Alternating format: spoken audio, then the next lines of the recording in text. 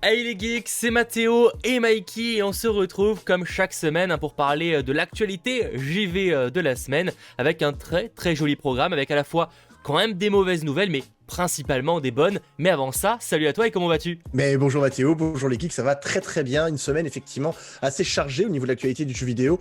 On va vous parler de rumeurs, de dates de sortie, d'extensions de jeux, de reports malheureusement. Donc, vous allez voir un bon programme. Et de jeux gratuits, D'ailleurs, on va commencer par ça. Mais avant même d'y arriver, je vous invite à lâcher évidemment le petit pouce vers le haut et à vous abonner évidemment si ce n'est pas déjà fait. Et donc, je vous le disais, on va parler de jeux gratuits qui arriveront sur PlayStation avec le concept PlayStation Play at Home. Et là, ils ont annoncé ce qui allait arriver dans les prochaines semaines.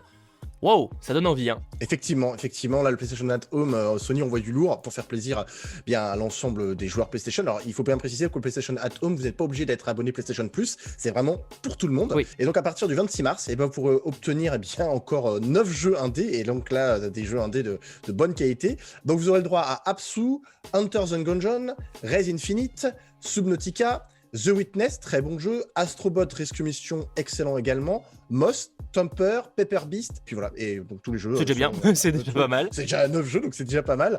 Et exclusivité en plus par rapport à Sony qui envoie du lourd, c'est qu'à partir du 20 avril à 5h jusqu'au 15 mai, donc à la même heure, vous aurez le droit à Horizon Zero Dawn Complete Edition, pour tout le monde, gratuit, avec tous les DLC, tous les DLC, il y en a eu 2, pour Horizon. Donc pour ceux qui n'ont pas pu profiter du jeu Horizon Zero Dawn, là, à partir du 20 avril, vous pourrez en profiter. Moi, en plus, il manquait les DLC. J'ai failli les acheter il y a 2 semaines. Vraiment, je suis contente. Voilà. Je me suis dit, bon, on va attendre encore un mois. Je profiterai des DLC directement avec cette offre-là, quoi. Exactement, tout à fait, à partir du 20 avril, tu pourras en profiter pleinement.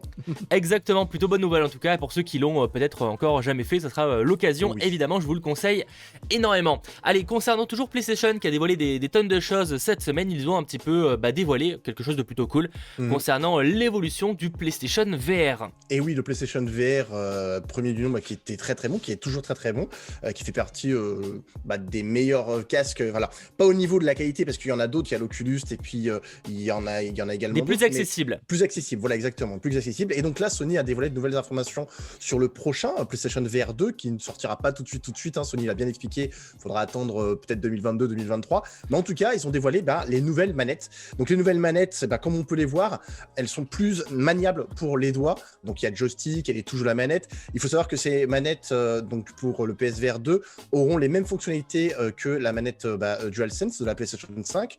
Donc du coup, on aura les retours haptiques, les vibrations, donc tout ce qui fait la qualité actuellement de la manette DualSense. Ça se rapproche un peu plus de l'Oculus Touch de Facebook. Qui dévoile une oreille à la manette, ils ont beau dire que le PlayStation VR n'arrive pas tout de suite, je pense que c'est le cas. Oui. Ils ont l'air quand même d'être assez avancés pour dévoiler carrément le design de la manette. Donc ça c'est quand même que... Ils dévoilent plein d'informations sur le retour haptique, sur les gadgets adaptatifs également. 2022 quoi, visiblement. 2022. Donc 2022 je pense, là... bon c'est pas officiel mais... Ça sent quand même plutôt bon. 2023. Donc voilà, on a des informations sur PlayStation VR 2 avec les manettes. Peut-être que cette année, un peu plus tard, on aura des informations sur le casque. On verra bien, mais en tout cas c'est cool, voilà, on a les premières infos officielles pour les manettes du PlayStation VR 2, donc moi ça me donne envie, j'ai hâte d'en savoir plus et d'en voir plus surtout, parce que de voir la qualité au niveau du casque, parce qu'effectivement, vu que ça sera le casque pour la PlayStation 5, on peut s'attendre effectivement à une meilleure qualité d'image, une meilleure immersion. J'espère bien, oui, c'est sûr qu'il y a un moment, voilà quoi. Effectivement. Nous verrons, qui arrivera également, mais cette fois cette année, là on a une date un peu plus précise si je puis dire, c'est le jeu Le Donjon de Naelbuck, que toi tu attends beaucoup et qui arrive sur console. Ah oui, le Donjon de Naelbuck, moi je suis fan de la série audio, même les bandes dessinées, je les ai toutes prises parce que je suis fan absolu du Donjon de Naelbuck. Donc là il est sorti effectivement sur PC, et pour les joueurs console qui aimeraient pouvoir y jouer, je vous annonce qu'il sera disponible dès cet été 2021. Il n'y a pas encore de date confirmée pour le moment, mais voilà, pour cet été 2021, il sortira donc sur PS4 et sur Nintendo Switch. Pas sur Xbox. Donc les joueurs Xbox, je suis désolé. Pour l'instant, effectivement, le studio en charge du jeu n'a pas confirmé la sortie du jeu sur Xbox. Peut-être qu'il la confirmeront un peu plus tard dans l'année. Mais en tout cas, pour le moment, effectivement, c'est PS4 et Nintendo Switch pour l'été 2021. Donc j'ai hâte de pouvoir tester le jeu.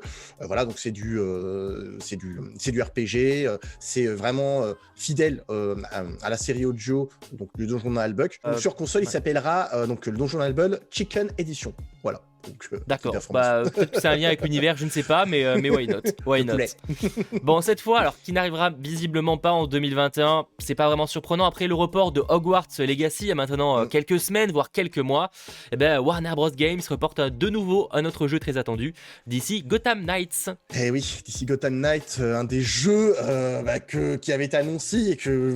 Ouais, dévoilé lors du DC Fandom avec la Exactement. Suicide Squad. Bon, ça Suicide Squad, on savait que ça arriverait plus tard, mais... Effectivement. Mais là, ce Gotham Knight où tu peux jouer à plusieurs, un jeu en coop vraiment où tu peux jouer avec tes potes et que ça peut être ultra kiffant de jouer des personnages ultra célèbres, reportés en 2022, pas de date, pas de... On n'avait pas de date en 2021, ça sentait quand même pas très bon. Mine de rien, c'est ce qu'on a discuté avec Momo, hein, que vous connaissez probablement, il est en mode, en fait en 2021, il n'y a pas tant de gros jeux. Bon, il y aura des surprises probablement qui seront révélées courant de l'année, mais bon, God of War, on se doute qu'il sortira pas en 2021, ça serait quand même ultra surprenant. Bon, il reste des Ratchet & Clank, il reste d'autres jeux par-ci par-là, mais mine de rien, le calendrier de 2021, il commence petit à petit à s'alléger. Voilà, donc on verra. Sachant qu'il y a un jeu qui, alors selon la rumeur, pourrait sortir en 2021. Alors ce serait what the fuck complet si ça arrive réellement. Honnêtement, je serais choqué. C'est Starfield. Qu'est-ce que c'est ce bordel? Raconte-nous. Starfield, effectivement, un gros jeu, un gros RPG bordel, oui. qui avait été annoncé il y a bien longtemps de ça, en même temps que The Elder Scrolls, le prochain The Elder Scrolls 6. Et du coup, une grosse rumeur, donc à prendre avec des grosses pincettes. Donc d'après le journaliste Jeff Grubb de VentureBeat, lui, il pencherait du fait que Starfield, il y aurait 90% de chances qu'il soit dévoilé cette année, pendant l'E3 numérique, ou pendant un événement lié à l'E3, pendant l'été, effectivement, et que le jeu, visiblement, sortirait pour le mois de novembre. Alors, c'est une grosse rumeur, hein, je préfère le préciser. Le journaliste penche effectivement sur 90% de chances, même s'il a confirmé qu'il y avait quand même... qu'il n'y ait pas de certitude qu'ils sortent vraiment en novembre. Moi, je serais plus d'avis qu'ils sortent pas en novembre, c'est beaucoup trop tôt. On n'a eu aucune information sur le jeu. Après, ils peuvent, tu sais, ça se fait de plus en plus. Si tu dévoiles le jeu, tu le balances 2 semaines après. Enfin, pas 2 semaines après, mais. Ouais, mais là, c'est Starfield, là, c'est un gros jeu. Ouais, bah non, mais tu sais, des fois, ouais, mais vaut mieux, parce qu'en plus, Bethesda, on se rappelle leurs derniers jeux qui ont parfois déçu. Peut-être qu'ils veulent plus ça, ils veulent vraiment. On vous montre ce que ça donne, et là, il est terminé. Quand on vous montre le jeu, il est presque terminé. Peut-être, c'est possible. Ça peut être une stratégie. Ça peut être une stratégie, à voir effectivement que cette stratégie va payer. Je ne sais pas. Est-ce qu'elle est vraie Surtout, est-ce qu'elle est vraie Est-ce qu'elle est vraie? Moi, honnêtement, peut-être que le jeu effectivement sera dévoilé cette année. Il y a de fortes chances. Ouais, c'est pas impossible qu'ils en reparlent, oui, qu'ils en reparlent, ce serait pas choquant. Avec des vidéos, des nouvelles images, des nouvelles informations. Mais sortir en novembre. Ah, ce serait de la surprise. Là, pour le coup, ce serait clairement de la surprise. Donc, on verra bien, mais je ne pense pas. Voilà, on verra, peut-être qu'on aura des surprises d'une manière générale sur le jeu vidéo cet été, on l'espère en tout cas. Sachant qu'en parlant d'événements, c'était à vivre cette semaine sur la chaîne Ensemble, on l'a vécu en direct, ça a duré une 50aine de minutes. Là, pour le premier événement de Square Enix, qui a été l'occasion de dévoiler 2-3 trucs. Alors bon, globalement, l'événement était pas fou, on va pas se mentir que du Just Cause Mobile, ils ont rebalancé un trailer avec 0 information supplémentaire, on sait toujours pas à quoi ressemble le jeu. À part qu'on pourra monter sur des missiles, ça on a compris. C'est ça. ça va. Mais ils ont quand même dévoilé 3 trucs qui étaient quand même plutôt intéressants, notamment du côté du projet Atia. Ça c'était un peu inattendu par contre. Ah oui, le projet Atia, on s'y attendait pas du tout à ce qu'ils en parlent. Square Enix, franchement, ils ont créé la grosse surprise. C'était le One More Thing là. C'est clair. Et franchement, projet Atia, moi déjà je l'avais coché sur ma liste pour un jeu PS5 que j'attends énormément. Donc le jeu est prévu sur PS5 et PC. Et en fait, le nom du jeu, donc projet Atia, c'était un nom provisoire, c'était le nom du projet. Bien ça l'est, on connaît le nom officiel du jeu, donc ça sera Forspoken, où effectivement, on jouera une héroïne qui devra combattre visiblement différents monstres en se baladant à travers un monde assez vaste qui s'annonce quand même assez beau. Visiblement, ça tournerait sur. C'est varié, même de ce qu'on voit. C'est clair, c'est très varié. Il y a des déserts, des forêts. Donc j'ai hâte d'en voir plus. Donc c'est un action RPG. Donc on connaît le nom d'héroïne. Le nom d'héroïne, ça sera donc Free Holland, et donc qui sera une jeune femme ordinaire qui devra apprendre à maîtriser ses pouvoirs à travers ce monde Sachant que le personnage principal sera joué par Ella Balinska, si je ne dis pas de bêtises, qui a notamment joué dernièrement dans Charlie's Angel. Alors c'est pas forcément le meilleur film de la Terre. Je crois qu'elle a fait un autre film un peu d'horreur, mais je ne l'ai pas encore vu et je ne sais même pas d'ailleurs s'il est déjà sorti. Mais en tout cas, elle sera le personnage principal. En tout cas, elle donne ses traits plutôt au personnage de ce projet Atia. Pour l'instant, on n'est pas prêt de le voir. Il sortira en 2022. Voilà, juste 2022. Donc ils ont il y a moyen qu'ils redévoilent du gameplay cet été par exemple, ça pourrait être. Sachant qu'ils ont annoncé qu'il y aura un autre Square Enix Present cet été, tout à fait, que ce serait par période, donc il y avait celui du printemps, là le prochain ce sera cet été, donc peut-être qu'on aura de nouvelles infos sur le jeu d'ici là. Rendez-vous cet été probablement pour un événement qu'on vivra ensemble en direct. Autre jeu qu'ils ont dévoilé également, qui était quand même attendu aussi, c'est Life is Strange 3 qui se dévoile avec même un remaster, etc. Exactement, Life is Strange 3 qui porte le nom donc, de True Colors, hein, comme on l'avait vu lors de la conférence Square Enix Present, qui est un jeu très attendu. Les Life is Strange 1 et 2 étaient très très bons, sachant que celui-ci, à titre d'information, sera intégralement en français, voilà, au niveau du dialogue. Doublé, voilà. Doublé intégralement en français, effectivement. Les deux premiers n'étaient pas traduits intégralement en français, c'était sous-titré en français. Donc je pense que le fait que les deux premiers aient très bien marché, le studio s'est dit allez, on va mettre le français intégral, on a un peu plus les moyens de le faire, donc c'est plutôt cool. Donc voilà, on va jouer Alex, qui aura la capacité de lire les émotions des autres, donc assez intéressant. Je persiste à dire que dit comme ça a l'air ultra naze comme pouvoir. Alors, mais dans le jeu, dans le jeu, ça a l'air plus intéressant. Mais c'est ça, va aller à la rencontre de son frère, qui visiblement, il va se passer quelque chose d'assez grave au niveau de son frère, sans en dévoiler un peu plus. Vous pouvez voir la bande-annonce, on dévoile un peu plus. Je trouve que ça spoil légèrement. Bon, après, faut voir, peut-être ça spoil l'événement du début, mais c'est après que la surprise va se dévoiler. Il faut aussi, faut leur faire confiance pour l'instant. En tout cas, visuellement, ça donne plutôt envie. Ça a l'air très coloré. De toute façon, ils ont beaucoup joué sur le côté True Colors. Hein, c'est vraiment les couleurs, les émotions, j'imagine. Donc pourquoi pas. Sachant que donc il arrive, tu vas nous dire la date, mais également il y a un remaster qui arrivera aussi. Oui, effectivement, Life is Strange, donc True Colors, est prévu donc pour le 10 septembre 2021. Donc ça arrive sur les différentes consoles. Tout à fait, sur PS5, PS4, Xbox Series XS et PC. Et puis effectivement, on a eu la surprise, donc c'est assez cool, d'avoir une version donc Life is Strange Remastered Collection, donc qui compile donc Life is Strange et Life is Strange Before the Storm. Il y aura une édition physique et digitale avec des graphismes et des animations améliorées, bien entendu. Voilà, donc il sera disponible celui-ci, cette version remasterisée collection, à partir de cet automne. Voilà. Et dernière information, toujours révélée lors de ce Square Enix Presents, ça concerne Marvel's Avengers. On a déjà parlé lors de 100% Marvel, hein, je vous ai un petit peu partagé mon avis à ce sujet, mais on va y revenir et aussi demander l'avis de Mikey. Mais déjà, dis-nous un petit peu les informations qui ont été révélées donc pour Marvel's Avengers. Et pour Marvel's Avengers, ils ont communiqué plein d'informations. En fait, ils ont communiqué le planning des sorties 2021. En fait. Ouais, alors plein d'informations. Ouais. Si, il y avait plein d'informations, je te l'accorde. Oui, il y avait plein d'informations. Après, des bonnes informations, je sais pas. Ils ont reparlé donc de l'opération Hawkeye Futur Imparfait. Voilà, vite fait pour le DLC qui est déjà disponible, l'amélioration next-gen sur PS5, Xbox Series X, on connaît, c'est dispo, on le fera bientôt en live. Exactement. La grosse surprise par contre, c'est que sur la fin, on a vu qu'il y aurait, on allait enfin pouvoir contrôler Black Panther, la guerre pour le Wakanda, qui est une extension, voilà, et qui arrivera, on sait pas. En fait, il n'y a pas de date. Alors, 2021, 2022, 2023. Et tout comme les autres DLC qui étaient sortis, donc Kate Bishop et Hawkeye, ce sera évidemment gratuit si vous avez déjà le jeu. Avec, en fait, il y aura une nouvelle histoire supplémentaire, etc. Voilà. Il y aura une nouvelle map, le Wakanda visiblement.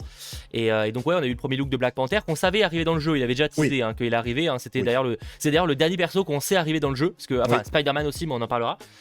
Donc voilà, à voir. Effectivement, ils annoncent ça après l'été, pas avant. Et visiblement, moi je miserais plus sur presque fin de l'année, et c'est ce qui m'inquiète un peu justement. Après, il y a eu d'autres détails, on y reviendra un peu, mais concernant les personnages, en fait, en gros, ça tisse clairement que, après, évidemment, le planning est sujet à modification, donc on pourra peut-être avoir des surprises, mais visiblement en 2021, les seuls personnages qu'on aura, donc c'est Hawkeye qui est déjà dispo, Black Panther et possiblement Spider-Man. On sait qu'il bosse dessus, mais on sait pas quand il arrive. Sachant que Spider-Man à la base il devait arriver début 2021, alors que Black Panther on miserait plutôt sur fin 2020 à la base. C'est ça.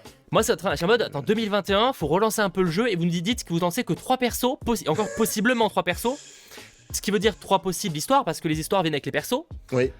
C'est pas comme ça que vous allez relancer le jeu, parce que certes il y a plein de petites mises à jour qui seront rajoutées petit à petit avec un nouvel endroit pour faire pour des entraînements, etc. Mais voilà, il y aura ce qui arrivera cette année, même si je vois ça pour le coup je sens payant, ça je pense que ce sera supplémentaire, mais il y aura les costumes un peu inspirés apparemment du Marvel Cinematic Universe. Tout à fait. Donc ça c'est cool. Mais je vois gros comme une maison, ça va être payant. Après, ils ont annoncé des choses qui arriveraient cette année. Donc, par exemple, au printemps, on va avoir l'anomalie tachyonique. Donc, des missions, effectivement. Ouais, mais c'est ça va être du vu et revu. Il n'y a pas du tout d'histoire, tu vois, c'est du... On aura effectivement plus. Donc, effectivement, je suis pas sûr que ce qu'ils vont lancer va relancer l'intérêt pour Marvel's Avengers. Mais j'en suis sûr que non. Il y a pas. Parce que là, effectivement, ils ont juste mis des événements en plus. Donc là, pour le printemps, je vous ai dit anomalie tachyonique, prise de la pièce rouge, et puis en été et au-delà, il y aura cube cosmique, patrouille des terres isolées et la guerre pour le Wakanda. Et après, ils vont rajouter quoi comme perso? Ça aurait été bien de dire qu'il y a Doctor Strange. Enfin, je cite des noms au hasard. Je sais pas s'ils sont prévus, mais. Ça aurait été bien d'étiser parce que là on est en mode c'est bien beau Black Panther, mais après c'est quoi le jeu? Et puis en plus Marvel Avengers à la base il avait prévu pour que le jeu dure sur plusieurs années. Ah bah ça va être le cas, mais là, il y aura plus de joueurs, quoi. Il y aura plus de joueurs, ça. donc... Là, déjà, ça a bien chuté.